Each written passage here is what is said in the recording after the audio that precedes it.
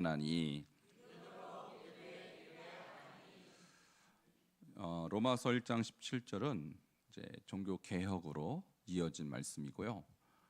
그리고 우리 기독교의 가장 뼈대가 되는 중요한 말씀입니다. 그래서 제가 지난달 헌신 예배 때도 1장 17절 복음에는 하나님의 의가 나타났다라는 주제를 말씀드렸고, 이어서 오늘은 믿음으로 믿음에 이르게 한다라는 말씀을 드리도록 하겠습니다.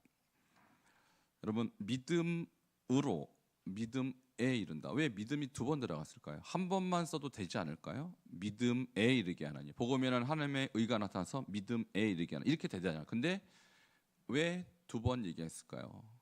한번 질문하겠습니다. 앞에 믿음과 뒤에 믿음이 같은 걸까요? 다른 걸까요? 자, 둘 다 믿음인데 둘 다 믿음이고 뜻도 같고 발음도 같은데 두 번을 썼다는 것은 뭔가 숨은 차이가 있다는 의미입니다. 그래서 앞에 믿음과 뒤에 믿음은 어떤 차이가 있나? 그것이 우리에게 무엇을 가르치고 있나? 그것이 우리가 앞으로 신앙생활하는데 어떻게 적용할 것인가? 이것 때문에 종교개혁이 일어났으니까 여러분 잘 오늘 깨닫는 시간 되시기 바랍니다. 자, 먼저 믿음이란 단어를 여러분이 어떻게 이해하느냐가 굉장히 중요한데, 구약에도 믿음이란 단어가 있고요, 신약에도 믿음이란 단어가 있는데, 구약은 히브리어, 신약은 헬라어. 골든벨에 자주 나오는 문제니까 제가 퀴즈 낼 테니까 맞춰보세요. 믿음의 히브리어는 무엇입니까? 히브리어는 에무나입니다. 그리고 믿음의 헬라어는 피스티스. 뜻이 같을까요, 다를까요? 네, 같아야 되는데 안타깝게도 히브리어로 읽을 때와 헬라어로 읽을 때 느낌이 달라요. 어감이 달라요. 뉘앙스가 달라요. 똑같은 단어인데. 자, 그것이 왜냐하면 히브리적 사고로 이해하는 믿음과 헬라어니까 헬라적 사고로 이해하는 믿음은 많이 다릅니다. 자, 그러면 여러분은 지금 믿음으로 믿음에 이르게 한다는 이 제목을 봤을 때 여러분은 헬라적으로 이해하셨을 것 같아요? 아니면 히브리적으로 이해하시고 계신 것 같아요? 뭐가 뭔지 모르죠. 여러분은 그냥 내가 현재 느끼고 있을 뿐이지 내가 히브리식으로 해석하나 헬라식으로 이해하나 여러분은 모른다고요. 여러분은 몰라요. 그런데 제가 공부를 해보니까 저도 그렇고 여러분도 그렇고 대부분의 한국 교회 성도님들이 어떻게 이해하냐면 헬라어로 이해하고 있어요. 피스티스로 이해하고 있다, 믿음을. 틀린 건 아닌데 구약이 포함하고 있는, 히브리어가 포함하고 있는 믿음의 그 풍성함을 헬라어는 다 못 담아요. 이게 안타깝다는 것이죠. 그러니까 우리가 지금 헬라어적 믿음으로 이해했다면 믿음을 여러분 잘 모르는 겁니다. 왜? 진짜 믿음은 어디에서 시작돼요? 구약에서, 히브리어로부터 시작해서 우리에게 신약으로 넘어왔기 때문에 오늘 이 시간에는 히브리적 믿음, 헬라적 믿음의 차이를 먼저 여러분께 말씀을 드리려고 합니다. 자, 먼저 그림 보겠습니다. 자, 오후에는 제가 그림을 많이 활용하는데, 자, 히브리식 믿음의 특징은 저 사람이 지금 막 움직이죠. 예, 동사적 믿음이라고 해서 구체적인 믿음이고 행동 지향적 믿음이고 실천적 믿음이에요. 그러니까 우리는 믿음 그러면 어디에서 믿음을 여러분이 갖습니까? 보통 이 안에서 갖잖아요. 이 안에. 그러니까 이 안에서 우리가 막 움직이거나 그렇지 않잖아요. 마음에서 시작되는 믿음은 굉장히 추상적이고 잘 보이지 않잖아요. 마음이라는 게. 근데 히브리적 믿음은 마음으로 시작되는 것이 아니라 행동부터 시작돼요. 최초에 믿음이란 단어가 등장하는 구절이 출애굽기 17장 12절에 아말렉과 이스라엘이 전쟁하잖아요. 그때 막 전쟁에서 밀릴 때 모세가 산 위에 올라가서 손을 들고 기도를 하니까 밑에 전쟁에서 여호수아가 막 이기는 거 신기하죠? 근데 팔이 아파요. 모세의 팔이 피곤함에 팔이 점점점 내려오죠. 그러니까 아론과 훌이 안 되겠다. 한 사람은 왼쪽에 한 사람은 오면서 모세의 팔을 붙들어 올렸더니 그 손이 해가 지도록 내려오지 아니한지라. 여러분, 이것이 바로 히브리식 믿음의 최초의 행동입니다. 자, 이것은 굉장히 구체적이죠. 손을 들었고 내려오지 않았어요. 행동 제한적이죠. 실천적이죠. 자, 여기서 내려오지 않았어요. 팔이. 믿음이란 히브리식으로 따지면 하나님의 말씀을 구체적인 행동으로 옮기는 것이 믿음이라는 거예요. 한번 따라 하시겠습니다. 믿음이란 하나님의 말씀을 구체적인 행동으로 옮기는 것이다. 이게 어디식 믿음이라고요? 히브리식, 구약식 믿음은 이런 식으로 표현이 된다라는 거예요. 그래서 같은 믿음이지만 헬라식으로는 이렇게 구체적이지 않습니다. 추상적이고 정적이에요. 그러나 히브리식 믿음은 동적이고 행동 제한적이고 실천적이다. 그래서 에무나라는 이 단어가 구약에서 번역될 때 믿음이라고 번역된 것은 딱 3번밖에 없어요. 구약에. 그 나머지는 뭐라고 번역됐냐면 신실성, 진실성, 충성, 직무 이런 식으로 번역이 됐어요. 여러분, 저 사람이 신실합니다. 뭘 보고 압니까? 뭘 보고 알아요? 그 사람 표정 보고 알아요? 신실한 표정이 따로 있어요? 행동 보고 아는 거죠. 저 사람이 참 진실합니다. 뭘 보고 아는 거예요? 눈빛만 봐도 알아요? 아니요. 그 사람이 진실하게 사느냐 안 사느냐 행동 보고 아는 거예요. 그러니까 충성도 마찬가지예요. 와, 저분은 참 충성스러워요. 뭘 보고 알아요? 척 보면 알아요? 아닙니다. 그 사람의 삶 전반을 다 보는 거예요. 그러니까 헬라식으로 이해하면 이 믿음이 잘 안 보이는데 히브리식으로 이해하면 믿음이 잘 보입니다. 왜? 행동 지향적이니까. 저 사람이 충성스럽다, 진실하다, 성실하다, 직무를 행하다. 이게 다 에무나로 나와 있어요. 그러므로 우리가 알고 있는, 지금까지 알고 있는 믿음은 헬라적이었구나. 이렇게 여러분 알고 계셨어요? 그동안 믿음이라는 게? 아니잖아요. 근데 우리만 그런가요? 아니요. 웬만한 성도는 다 믿음을 저렇게 이해하고 있지 않아요. 추상적으로, 관념적으로 보이지 않는 것으로 여깁니다. 그러나 믿음은 그것이 아니라 보이는 것입니다. 그러니까 여러분의 믿음은 눈에 보여요. 여러분의 믿음이 안에만 있는 것이 아니라 눈으로 보이게끔 드러나게 돼 있다라는 거예요. 이게 어디식 믿음이라고요? 히브리식 믿음, 히브리식 믿음. 그러면 헬라식 믿음은 뭐냐?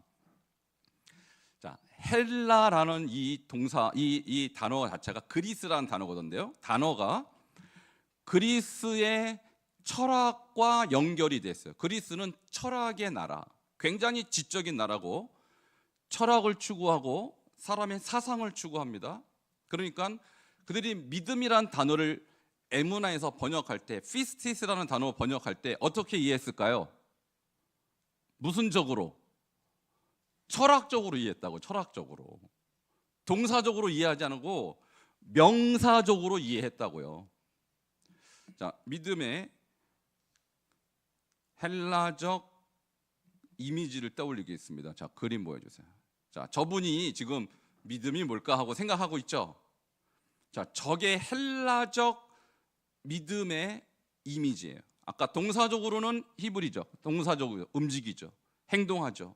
실천적이죠. 그러나 신약에 와서 많은 사람이 믿음을 이해할 때 헬라식으로, 철학적으로, 관념적으로, 추상적으로, 지식적으로 이해했어요. 그래서 내가 무엇을 이해했고 깨달았다면 나는 믿는 거야. 이렇게 생각했던 것입니다. 이게 무슨적 믿음? 헬라적 믿음의 특징은 믿음이란 하나님의 말씀을 지식적으로 이해하고 동의하는 거다. 내가 이해했고 그렇구나라고 내가 받아들였으면 믿음 좋다고 그렇게 피스티스는 그렇게 이해가 됐단 말입니다. 자, 그것이 잘못된 것은 아니에요. 이해해야죠, 일단. 그리고 동의도 해야죠. 근데 실천적으로 가든지 말든지 헬라적으로는 더 이상 따지지 않아요. 거기까지만 해도 믿음 있다고 쳐줬다고요. 자, 문제 있습니까? 없습니까? 문제가 있는 거예요. 문제가 있는 거예요. 왜? 믿음은 어디까지 봐야 돼요? 행함까지. 그래서 행함이 없는 믿음은 그 자체가 죽은 것이라. 야고보서가 그래서 있는 겁니다. 야고보서가 그래서 있는 거예요. 우리는 예수님에 대한 믿음이 있다 할 때, 예수님이 동정에게 탄생하시고 죽고 부활하시고 재림하실 거다, 성경에 있으니까 내가 그것을 머릿속으로 그렇구나, 내가 이해했고 그럴 줄도 또 믿었어요. 받아들였다고요. 그럼 그건 믿음이 있다 그러지 믿음 없다 그럽니까? 그런데 말입니다, 그 믿음이 여러분을 주님과의 관계를 성실한 관계, 진실한 관계로 만들었냐 안 만들었냐, 그게 문제. 그 지식이, 그 동의함이 여러분과 하나님과의 관계를 여러분 충성된 사람으로 만들었냐 안 만들어요. 그걸 봐야 된다는 거예요. 믿긴 믿는데 충성스럽지 못하다, 이건 잘못 믿는 겁니다. 믿긴 믿는데 내가 주님의 일에 성실하지 못하다, 진실하지 못하다, 이건 히브리식 믿음을 볼 땐 잘못 믿고 있다, 이렇게 볼 수 있다는 거예요. 제가 이제 다시 한번 질문하겠습니다. 아까 여러분이 뭐가 뭔지 모르니까 대답을 못 하셨어요. 자, 여러분이 알고 있는 믿음은 헬라식 믿음입니까? 히브리식 믿음입니까? 이제 좀 감이 잡히시죠? 난 그동안 헬라식으로 믿었다, 또는 나는 히브리식으로 믿었다. 이게 좀 구별이 되십니까? 여러분 대답 안 해도 저는 여러분 다 알아요. 여러분 히브리식으로 안 믿었어요. 왜? 그렇게 안 가르치니까. 여러분 다 헬라식으로 믿었다고. 예수님에 관하여, 예수님에 대하여 이론적으로, 추상적으로, 지식적으로, 조금 고차원적으로 하면 철학적으로 깨닫고 알면 믿음 있다고 쳐줬다고요. 쳐줬어요. 여러분 탓은 아닙니다.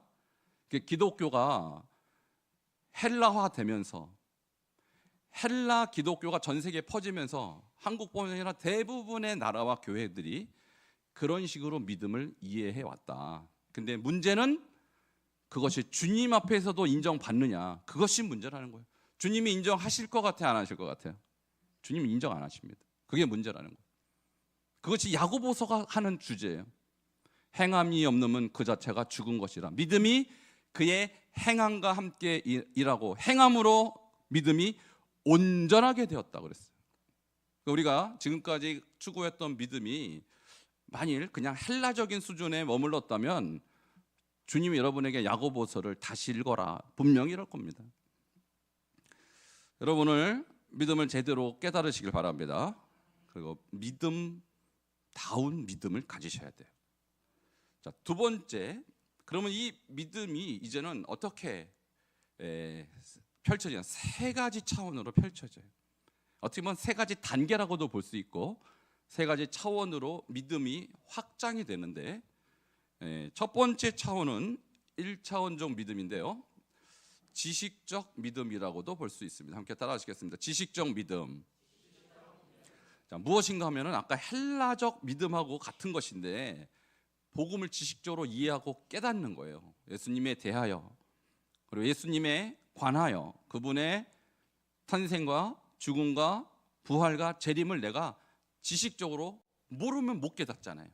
그러니까 여러분이 지금 설교를 듣고 성경 공부를 하는 이유는 1차원적 믿음을 습득하는 과정이다, 이렇게 볼 수가 있는 것입니다. 우리가 성경을 계속 읽고 연구하고 강의를 듣고 하는 것은 복음의 1차원적 단계를 가기 위한 어떤 당연한 과정이라고 볼 수 있어요. 그럼 이게 1차원적, 2차원적인 믿음은 뭘까요? 1차원적 믿음에 대해서 필요하고 또 중요하지만 우리 아까 얘기한 야고보서의 경우는 그 1차원적 믿음으로 만약 끝난다면 온전한 믿음일까요? 아니라는 거예요.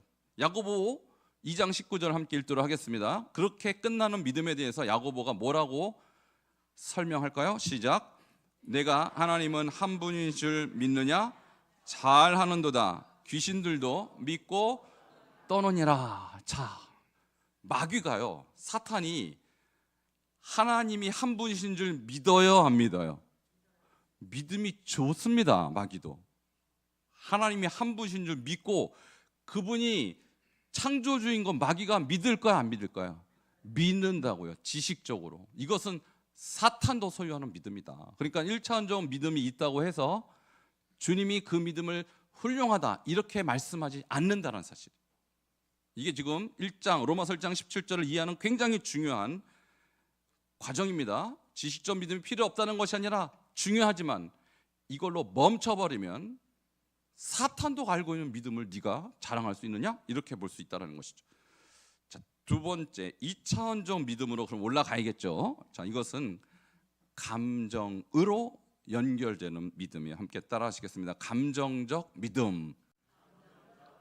자, 지식으로 내가 깨달은 이해된 믿음이 복음으로 내 안에 들어오면 거기서 감정의 변화가 생겨요. 어떤 변화가 생깁니까? 예수님이 나를 위해서 죽으셨구나. 애통함이 있습니다. 내가 죽을 죄인이었구나. 자기 죄에 대한 각성이 일어나요. 그 각성이 일어났을 때 내가 어떻게 해야 됩니까? 주님 앞에 회개하고 주님을 위해서 내가 섬기리라. 마음에 기쁨과 감사와 행복과 주님을 향한 사랑이 막 부릴 듯 일어나는 것입니다. 이것이 2차원적 믿음이고 감정으로 그 믿음이 올라가는 단계에 있다고 볼 수 있어요. 그러니까 여러분이 사실 신앙생활 하면서 이 두 번째 단계도 늘 느끼는 것입니다. 아, 주님의 은혜가 너무 크다. 주님의 사랑이 너무 크다. 주님께 감사하고 또 주님께 찬양도 하고 또 눈물도 흘리고 애통해하고, 이런 것이 믿음에 있어서 굉장히 중요하고 당연한 것입니다.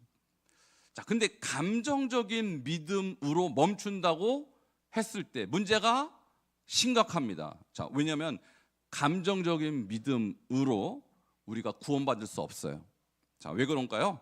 사무엘상 24장 16절을 보면 감정적인 믿음이 있는 것처럼 보였던 한 사람이 등장합니다. 자, 함께 사무엘상 24장 16절 같이 보겠습니다. 시작. 다윗이 사울에게 이같이 말하기를 마침에 사울이 이르되 내 아들 다윗아 이것이 내 목소리냐 하고 소리를 높이 울며. 자, 이것이 사울 이야기입니다. 사울이 다윗을 죽이려고 막 쫓아다니는데 너무 뒤가 급해서 화장실을 못 찾다가, 화장실이면 없으니까요, 동굴에 갇혔는데 그 동굴에 누가 있었어요? 다윗이. 근데 다윗 입장에서는 절호의 찬스죠. 근데 다윗이 그냥 옷까지만 베고 나중에 사울이 나갔을 때 왕이시여 저의 진심을 왜 몰라줍니까? 저는 왕을 죽일 수 있었지만 여호와의 기름 분 자를 제가 칠 수 없게 옷만 살짝 뱄습니다 하니까 사울이 감동을 받죠. 울어요. 내 아들 다윗아 이것이 내 목소리 하고 소리를 높여 울어요. 그리고 내가 잘못했다 라고 합니다. 진심일까요? 그때는 진심일 수도 있어요. 여러분, 사울의 진심을 너무 몰라주시네. 그 당시는 진심일 수 있죠. 그 당시는, 그죠? 내가 정말 잘못했다, 이렇게 내 목숨을 살려준 내 아들과 같은 다윗을 내가 왜 죽이려고 했을까? 그 당시에는 정신이 바짝 나서 제정신일 수 있어요. 근데 오래 못 갔습니다. 자, 감정적 믿음의 문제는 뭘까요? 지속적이지 못해요. 감정이라는 것은요, 믿을 수 없어요. 한때 뜨거웠던 믿음, 근데 지금도 뜨겁냐? 그는 모르죠. 자, 이 감정이 사그러들어서 식어서 책망받은 7교회 중에 한 교회가 있습니다. 그것이 에베소 교회입니다. 너의 처음 사랑을 잃어버렸노라. 그러니까 감정적 믿음도 중요합니다. 그러나 그것은 절대적이지 않다는 거예요. 왜냐하면 그것은 변할 수 있어요. 자, 어디까지 가야 될까요? 마지막 3천적 믿음까지 가야 돼요. 자, 3천적 믿음은 무엇일까요? 실천적 믿음입니다. 따라하시겠습니다. 실천적 믿음. 여러분, 1차원적 믿음은 무슨 믿음? 지식적 믿음. 2차원적 믿음은 감정적 믿음. 여기까지만 해도 괜찮은 거예요. 사실은 주님을 위해서 막 눈물도 흘리고 사랑도 느끼고 괜찮죠. 그러나 주님이 인정 안 하면 끝나는 거예요. 근데 3차원적 믿음은 실천적 믿음입니다. 말씀이 요구하는 대로 순종하고 헌신하는 믿음. 자, 이것이 아까 제가 얘기하는 히브리적 믿음입니다. 그러니까 우리는 헬라적 믿음으로 시작합니다. 틀린 게 아니에요. 당연한 것입니다. 그러나 거기서 끝나면 안 된다는 거예요. 그래서 히브리적 믿음으로 올라가되 그 믿음의 특징은 순종이요 헌신인 줄 믿으시기 바랍니다. 자, 실천적 믿음의 중요성. 왜 실천적 믿음이 그렇게 중요할까요? 야고보서 2장 17절 같이 읽겠습니다. 시작. 이와 같이 행함이 없는 믿음은 그 자체가 죽은 것이라. 지식도 있었고 뜨거운 감정도 한때 있었습니다. 그런데 그 지식과 그 감정이 주님을 향한 실천적 행함으로 나타나지 않는다면 주님의 평가는 너는 죽었어 이렇게 얘기한다라는 거예요. 그것이 7 교회 중에 4대 교회를 향한 주님의 책망이었어요. 살았다는 이름은 가졌지만 죽은 자로다. 그들의 삶이 문제였습니다. 그들의 지식은 탁월했습니다. 주님의 향한 감정도 한때는 있었을 줄 몰라요. 그러나 그들의 삶은 주님 앞에 용납될 수 없었습니다. 자, 이제 결론으로 넘어갑니다. 자, 그렇다면 믿음에 이르게 한다라는 말은 무엇을 의미할까요? 아까 제가 첫 번째 믿음과 두 번째 믿음이 같냐 틀리냐고 했을 때 여러분 헷갈렸을 거예요. 자, 같을까요? 틀릴까요? 틀립니다. 아까 제가 했잖아요. 믿음의 3차원이 있다고, 3개의 차원이 있다고. 첫 번째 믿음은 1차원적 믿음에서 시작해서 3차원적 믿음에 이르러야 하는 것입니다. 자, 그래서 복음에는 하나님의 의가 나타났어요. 복음에는 하나님의 오름이 나타났어요. 복음에는 하나님의 은혜가 나타났어요. 복음에는 하나님의 긍휼이 나타났어요. 그것이 십자가 은혜인 것입니다. 우리 스스로 구원받을 수 없을 때 하나님이 십자가의 은혜로, 십자가의 의로 저와 여러분을 구원하신 줄 믿습니다. 복음에는 하나님의 의가 나타나서 믿음으로 믿음에 이르게 하나니. 그러니까 내가 복음을 믿었다면, 복음이 내 안에 있다면 일단 복음의 지식을 내가 갖춰야 되죠. 복음으로 말미암은 은혜가 내 안에 충만해야 되죠. 그러나 거기서 끝나도 여러분은 아직 복음을 모른다는 사실입니다. 어떻게 해야 됩니까? 결국은 실천하는 믿음으로 가야 하는 것입니다. 자, 이것을 제가 도표로 이렇게 만들어 보았습니다. 조금 어려울 수 있는데, 믿음으로는 소유격이라고 하는 그런 품사로 되어 있고, 믿음에는 목적격으로 되어 있어요. 헬라어 문법으로 따지면. 그러니까 처음에 믿음은 그리스도를 소유하는 믿음, 예수를 막 믿고 은혜 받고 이해하고 내가 막 예수를 알아가는 믿음이라면, 믿음에는 목적이 있는 믿음이에요. 무슨 목적입니까? 그리스도와의 연합을 이루는 3차원적 믿음인 것입니다. 그래서 처음에 믿음은 여러분이 초보적 믿음, 그리고 어린이와 같은 믿음이라면 나중에 믿음은 연합되는 믿음, 성숙한 믿음으로 승화되시기를 축원합니다. 그 다음에 믿음으로는 처음 신앙생활을 시작하는 믿음이라면 나중에 믿음에는 그리스도를 위해 희생하고 헌신하는 바로 히브리식 믿음의 단계를 말하는 것입니다. 처음에 말하는 믿음으로는 헬라적 믿음이 말하는 지식적인 믿음이라면 나중에 믿음에는 행함의 열매가 나타나는 믿음이라는 것이죠. 좀 더 우리가 신학적으로 말한다면 처음의 믿음은 우리가 이신칭, 예수를 믿음으로 내 죄가 가려지고 용서받는다는 것을 내가 알고 깨닫는 지식적인 믿음이라면, 믿음에는 그것이 성화에 이르러 실제적인 거룩함에 도달하는 믿음을 말하는 것입니다. 말씀을 정리하도록 하겠습니다. 우리는 지금 믿음 생활을 하고 있어요. 내 믿음의 현실은 어디입니까? 자, 복음은 우리에게 믿음을 줍니다. 복음은 우리에게 믿음의 삶을 또 요구합니다. 그래서 우리는 이렇게 정리할 수 있습니다. 함께 따라 하시겠습니다. 복음은 지식적인 믿음에서 시작하여 순종과 헌신으로 열매 맺게 한다. 복음은 성도를 칭의로 시작하여 성화로 인도한다. 복음은 성도를 그리스도와의 연합에 이르게 한다.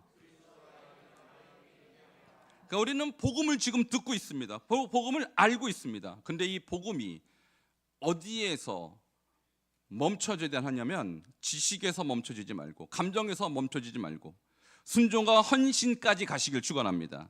성화로 가시기를 축원합니다. 그리스도의 연합으로 가시기를 축원합니다. 이것이 바로 믿음에 이르게 한다는 의미인 것입니다. 오늘 이 말씀을 여러분 잘 듣고 특별히 오늘 헌신을 다짐하는 우리 요한 바울 우리 선교회가 믿음에 이르는 헌신하는 성도, 성화되는 성도, 그리스도 연합에 이르는 성도 되시기를 주 이름으로 축원합니다. 함께 기도하시겠습니다. 우리 들은 말씀을 마음속에 잘 새기며 주여 제가 믿고 있는 복음은 나를 어디까지 인도하고 있습니까? 저 지식에서 멈췄다면 더 나가게 하시고 감정에서 멈췄다면 더 3차원적 믿음으로 나가게 해주셔서 우리가 순종과 헌신으로 열매 맺고 성화되게 하시고 그리스도의 연합에 이르는 참된 복음의 종들 되게 해달라고 주여 한번 부르짖고 통성으로 기도하시겠습니다. 주여 하나님 감사합니다.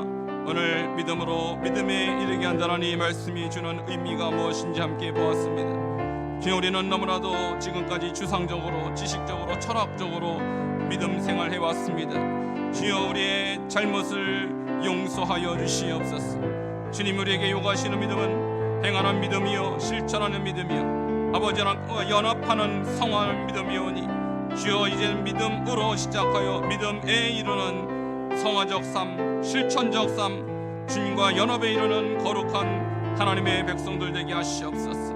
그러한 복음이 되게 하시고 그러한 복음의 능력이 우리 가운데 나타날 수 있도록 주님 축복하여 주시옵소서.